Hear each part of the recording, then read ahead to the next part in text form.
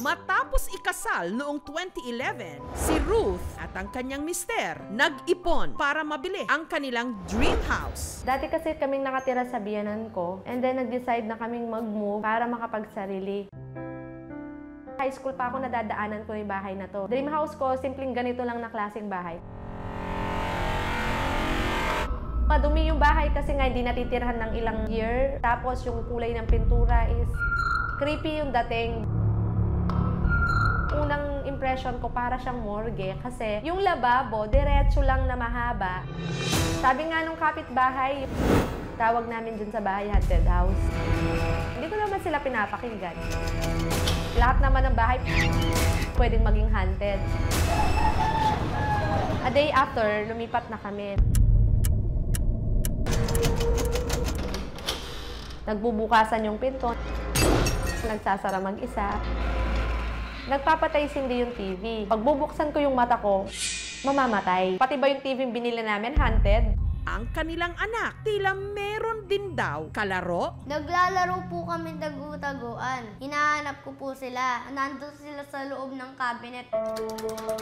Pinapalabas ko na po sila. Sabi ko kay mami ko, Mami, yung mga bata, yung mga kalaro ko ayaw lumabas. Dahil dito, pinadasalan ni Ruth ang kanilang bahay. After niyang nag-bless, nilapitan niya ako. Sabi niya, Madam, sa bahay mo meron kang bantay. Nangilabot ako, ano po yung bantay ko? Merong 2 bata dito. Nandito sila sa kwarto ngayon. Pinray over yung area. Sinanong ko si Renjiro, hindi na daw niya nakikita. Simula nun, wala na, hindi na niya nakita yung mga bata. Pero nitong July 5, pasado 2:00 ng hapon, habang naliligo ang anak ni Ruth, ito ang nakunan ng kanilang CCTV. Titigan pong mabuti ang video.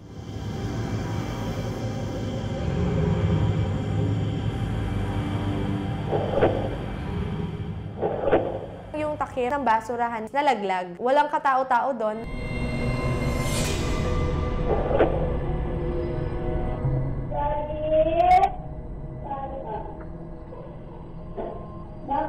Natatakot po ako eh. Matakbo po ako. Tinatawag ko po si mama ko. Bakit nahulog yung takip ng basurahan? Baka parang may multo sa kusina. Kung titignan mo yung basurahan namin, yung takip niya, pag nilagay mo, nagpipit naman siya na talagang sakto kasi nakalapat siya dito sa mismong basurahan. Kaya imposible na malalaglag to unless may tatabik sa basurahan para ito malaglag. Hanggang naalala ni Ruth ang habilin ng dating may-ari ng bahay. Kung sakali man na nakita mo o narinig mo sa kusina may naghuhugas ng plato, huwag mo na lang pansinin. Yung dating may-ari, nagambala siguro dahil yung kusina, hindi siya ganyan dati. Natatakot ako para sa mga anak ko. Baka sila yung puntahan, isama. Ang dating may-ari ng bahay, natunto ng aming team sa Mabalacat, Pampanga. Kwento niya, ang bahay ngayon ni na Ruth, dati raw pabahay para sa mga nasalanta ng bulkang Pinatubo. Binigay sa amin yun nung pumutok yung Mount Pinatubo. Doon kami nirelocate. Mga 1994 kami nilipat doon eh. At may ideya raw siya kung sino ang nanggagambala rito. Kilala ko yung sino nagmumulto na yun. Nanay ko. Kasi noong nandun pa kami nakatira, pag dumating sa bahay, tuloy siya ng kusina kaagad. Kaya noong mamatay siya, naisip ko na siguro kako yung nanay ko yun. Kasi narinig ko parang may naghuhugas ng plato. Ay, wow. Talagang leko yung makanya, no?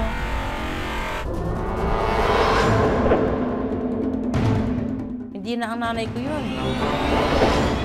Kinagabihan lang, chinek nilang muli ang CCTV at nagulat sila sa kanilang nakita.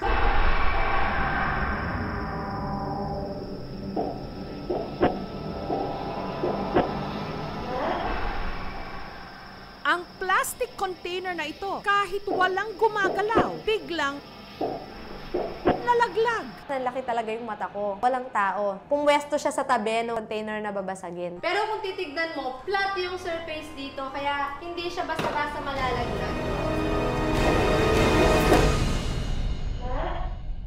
Ngunit ang pinakanangilabot sila sa lahat, pasado 3:00 ng madaling araw nito lang Huwebes. May na-record na naman ang kanilang CCTV. Ano ito? May mga kakatwa raw na pangyayari sa dream house ni Ruth at ang lahat ng ito nakunan ng CCTV.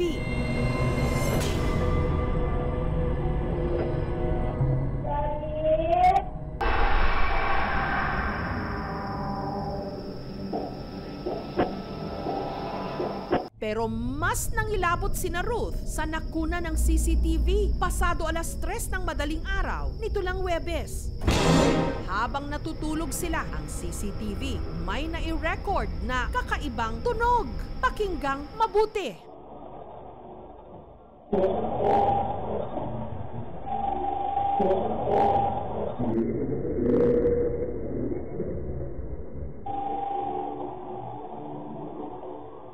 Okay din kung merong pumuntang paranormal expert dito. Kaso dahil po sa pandemic ngayon, inaalala ko din po yung safety namin.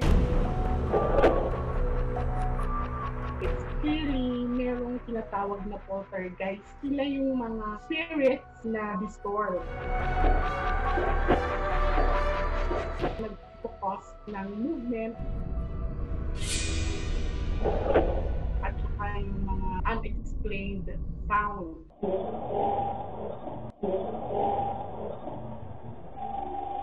Napakinggan ko din yung strange noise sa video na yun. I can identify na hindi lang iisa ang spirit na nandoon.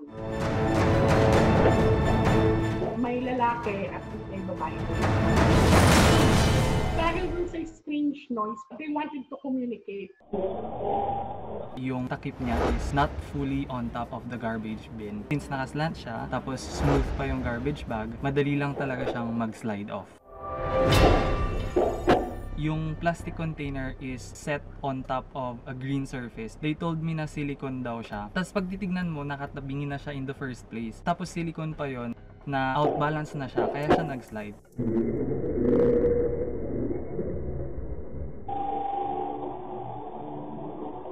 Para magaya natin yung sound na nakuha sa CCTV footage. Itong hawak ko ngayon na ito, isang IP camera na mayroong built-in mic. Tatabihan natin siya ng isang stand fan. Tuwing tatama, ang paghigop nito malapit sa kanyang mic, tapos yung pagtunog ng kanyang leeg o ng leg ng fan, nag-create siya ng ibang sound. During that time, patay na po yung aircon, tahimik na po yung area. Wala kaming electric fan that time, pero wala po kaming naririnig na sound. Wireless yung camera, so pwede ring transmit ng camera sa router o sa internet. Nagkakaroon ng kakaibang sound talaga. Sa ngayon, iisa lang ang panalangin ni Ruth. In Jesus' name. Na maging mapayapa at ligtas ang kanilang tahanan, ang kanilang dream house. Salamat o Diyos kung aming dakaling pasasalamat sa pangalan ng aming Panginoon Kristo. Mga kapuso, kung nagustuhan niyo po ang videong ito, subscribe na sa GMA Public Affairs YouTube channel and don't forget to hit the bell button for our latest updates.